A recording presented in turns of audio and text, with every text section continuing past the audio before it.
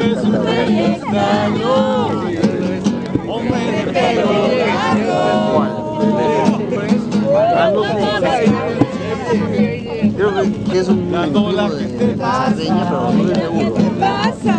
El extraño de pelo largo, el extraño de pelo largo, el extraño de pelo largo, sin preocupaciones.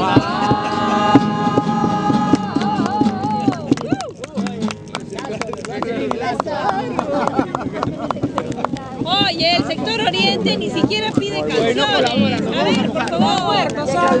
Oye, Luchito, ¿qué pasa ahí?